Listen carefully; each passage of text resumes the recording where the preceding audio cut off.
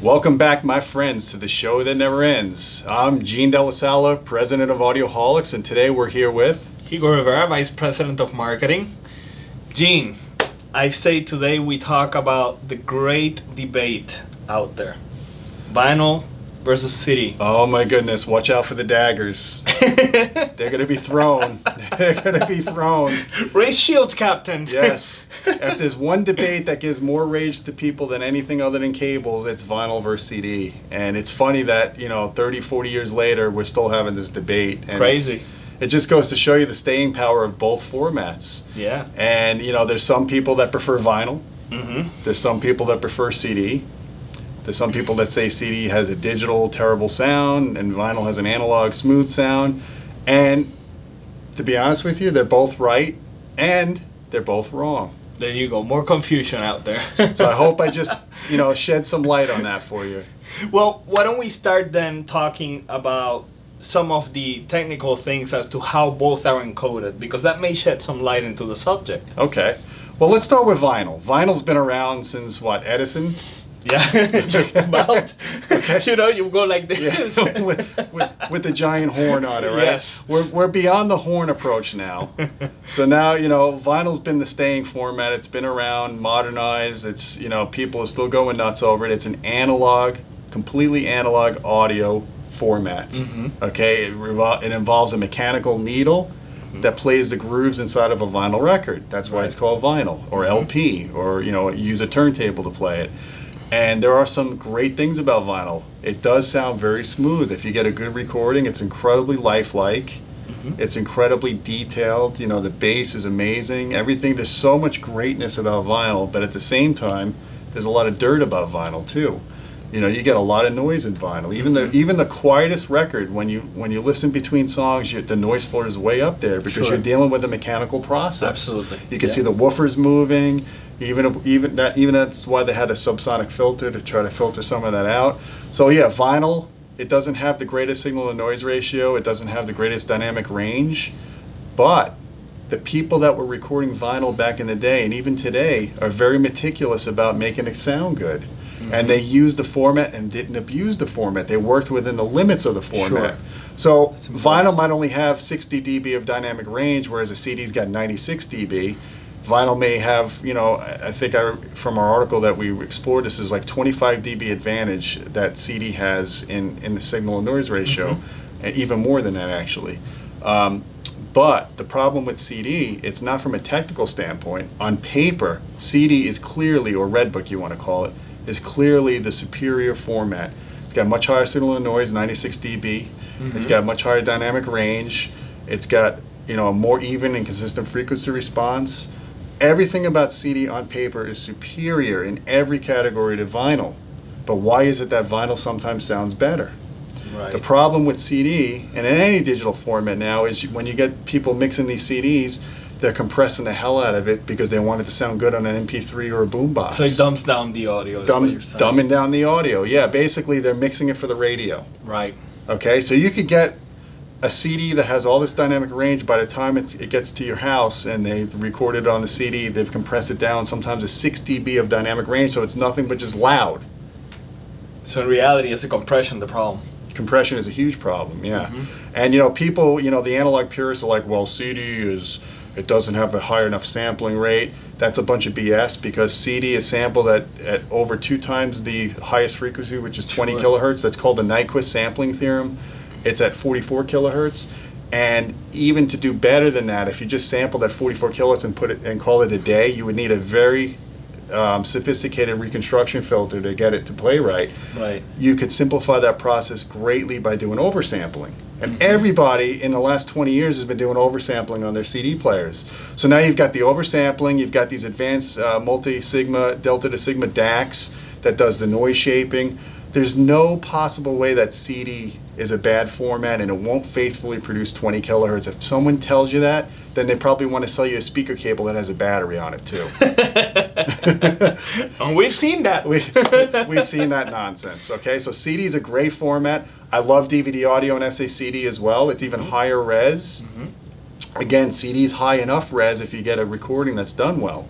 Right. But, the limitation really is in what the recording engineer does.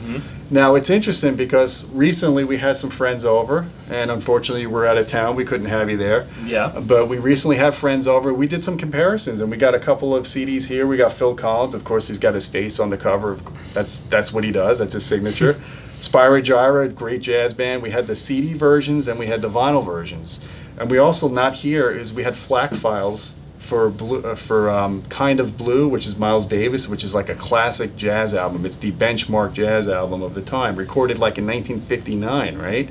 Jesus. And we did comparisons, I level match as best as you can, and I had them basically synced up with the turntable and the Oppo BDP 105 analog outputs of the Blu-ray player, which is a superb player, analog outputs on it, and we did comparisons, and we found some interesting results. What we found was if you get a recording that's originally done in analog, in most of the cases, the analog recording on vinyl almost always sounded better to us than when it was transferred to CD. Interesting. But now if you took a digital recording, like the Spyro Gyra in this case, that's a digitally done recording. They took that digital recording and then they transferred it to vinyl. How can it sound any better if it's originally be done in digital? How's it going to sound better in analog? Yeah, it can't. Okay. What it did sound in analog is there was a low noise floor because it was recorded very low noise floor. Sure. It sounded great, but man, the CD was showing you that when you have a low noise floor recording with little compression, the CD had more dynamic range. A lot of people always say I like vinyl better because you hear the highs better. I've never experienced a case where I've heard vinyl sound better in the high, in the top end.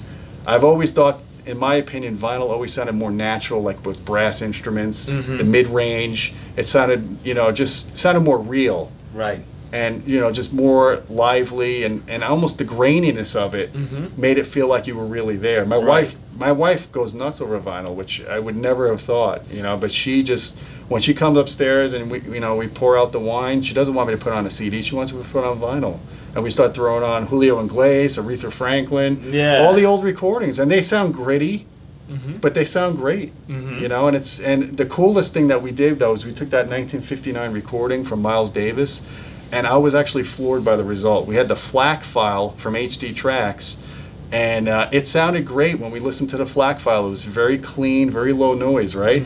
We switched over to vinyl, and all of a sudden it was like, it just exploded in dynamic range. I'm like, I can't believe everybody heard it, like with the trumpets and stuff. Yes. The vinyl just freaking floored the FLAC. It just killed it, and I still don't understand why. The only thing I could surmise is somehow along the process of transferring was compression. Yes. Compression got to it at the end of the day. Exactly. Well, I think that pretty much clarifies things then. It's not just a simple A and B. Right. It really has to do with the way that the sound is recorded. Yeah, absolutely. And the other thing I like about vinyl is the fact that when you have a CD, or in our cases now we use hard drives and we just throw all the music on a hard drive, you have instant access to anything, right? You don't actually sit there and enjoy and experience the whole album. It's true. Whereas when you stick on a record, man, you don't want to pick that needle up and down on the record, right? That's for sure. You put that needle down, and first of all, you like kind of watching it. You like seeing the whole experience of the thing turning on the platter. But you're engaged in that album. You're engaged for, the 20, 25 minutes that side's playing, and you get to enjoy it. You get the album artwork. It's bigger than the CD. So there is something to be said about the vinyl experience, and ironically, vinyl is still around, and CD is kind of fading out. Everyone's going to portable. Yeah. In 10 years from now, CD could be completely gone, but you'll still have vinyl. Yeah, for a sure. very small market, but it's still there. For sure. Very interesting how that works, Yeah. But it certainly has its advantages, and for guys like us who grew up actually with vinyl records, we definitely have that appreciation for the experience of hearing a vinyl record. Yeah, it's a connection. I mean, I put on like my old Genesis records or Yes. Most of that stuff sounds terrible on CD. It sounds very metallic and compressed. But man, you put that stuff on in vinyl and it still sounds good, and you get that gritty feeling you did when you were a kid. You may have, your sideburns may have been bigger then as well, and yes. So there is definitely, anyone that's really serious about high-end audio should have a turntable in their system, in my opinion. Yeah, for sure. I have to agree with that. Yeah. Awesome. Anything else you would like to add? I think we're pretty much done here. I think that's it. Just enjoy all the formats is all I can tell you. Don't just stick with one. Absolutely. Gotta be open-minded, you know? Right. I think when people close themselves into boxes and they say, this is the absolute best, I think they're missing out on life. Only a Sith Lord deals in absolutes. There you go. The force is strong with you, my That's friend. right. That's right. Awesome. On that note, please make sure to visit audioholics.com for tons of more myth-busting articles and also a lot of reviews. And in addition, feel free to sign up to our newsletter so you can receive it at least once a week and also get our top 2014 AV guide, which is a great printable ebook that we give you, and Jim will elaborate on this right now. Sure, Hugo. Basically, every year we look at the best equipment that we've reviewed, whether it's from a performance or value standpoint, and we put it in the guide. You know, if you're looking for a Blu-ray player, you're looking for a pair of speakers, a receiver, even a turntable. We might throw a turntable in there as a surprise. It's a great printable format. It's a great reference. Awesome. You can take it to the store with you, and you can go to town shopping over there. At any rate, please feel free to rate this video and also share it with your friends.